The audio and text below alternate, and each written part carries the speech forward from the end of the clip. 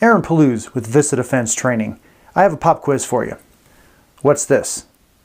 A rat's tourniquet. What's this? A soft T wide tourniquet. What's this? A pack of quick clot combat gauze. And finally, it's a pack of Z-fold gauze.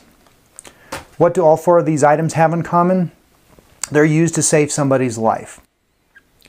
We live in a time where emergency medical help is only a phone call away. If you live in the city, they're going to be there pretty quickly. If you live out in the country or more rural area, it could take quite some time before medical help arrives. By having some basic knowledge of first aid and how to employ the tools that I've talked about, tourniquets, pressure dressings, quick clot, or some sort of blood clotting agent, will go a long way to stabilizing that person so that when medical help does arrive, they've got a live patient to treat, not a dead person. It doesn't matter whether you've rolled up on a traffic accident, somebody's had a bike accident, or you're at home. Accidents can happen anytime, anywhere. In fact, you're probably more likely to have to employ medical aid than you are going to have to employ your firearm. If you don't go to stupid places, do stupid things with stupid people, you're probably not going to be very likely to have to use your firearm. I'm not suggesting that everybody go out and get a fully stocked medical kit. It'd be great if everybody did and everybody had the training to utilize it, but it's just probably not realistic. But the basic tools that we've talked about so far can be carried with you on a daily basis, and you don't have to necessarily improvise. You've got purpose-built tools for the situation. There are a couple of things that you can do. A rat's tourniquet can be relatively easily carried if you slip it down between your belt and your body so that the metal locking tab is at your belt line, and then you just literally drop down the tail end into your pant leg. Most people are tall enough that they can get away with this. Another option, which is really what this video is going around, is the Tactical Medical Solutions ankle band that allows you to carry a tourniquet and some gauze, some quick clot, a chest seal, some basic items around your ankle, and that's something that you can have with you all the time, every day. It doesn't matter what you're doing or where you're going. Obviously, if you're not wearing pants, it's going to look a little bit funny, but the majority of folks do wear pants, so it is something that you might want to consider. So getting proper medical training is a big part. As I mentioned before, Dark Angel Medical, they also provide classes. If you're in the Colorado Springs area, they can do a 2 to 4 hour class for a group of folks relatively easily. They also host multi-day classes. Kerry and his wife are great people. They do a great job and are a wealth of knowledge. There are also some other resources that I will link below, and check them out. You'll want to get some sort of training.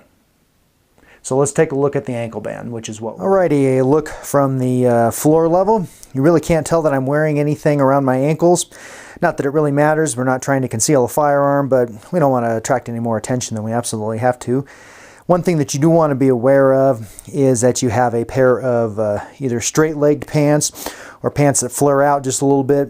No skinny jeans, nothing that narrows particularly aggressively at the ankle, because it will inhibit your ability to easily access the med pouch itself.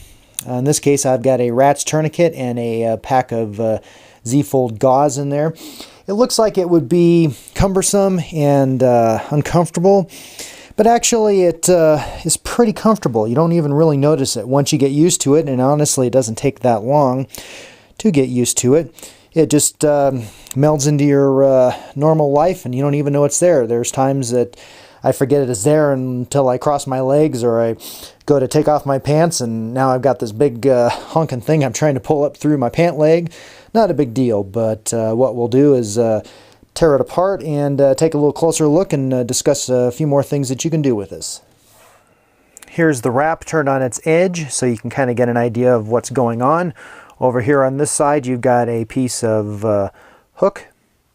You've also got another little section of hook over here, which I'm not exactly sure how that all entails. It probably allows you to section off part of the wrap, but I just haven't really spent much time figuring out how it all works.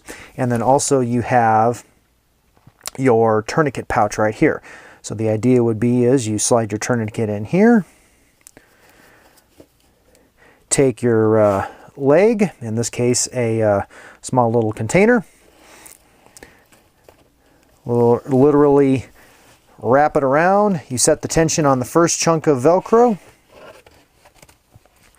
Keep wrapping it around, and you can take your Z-fold gauze, your chest seal, your quick clot, whatever it may be. There's more than enough room for another couple of pieces of gear over here, and then you just keep wrapping around until you get to the end and tie it all together. One little tip would be to take a small little adhesive backed piece of hook, Velcro, and place it on one side or the other on the gauze, your quick clot, your chest seal, whatever the case may be, so that way as you're unwrapping it in a hurry, these pieces and parts don't go flying everywhere, they stick to the wrap itself. Another nice thing about the wrap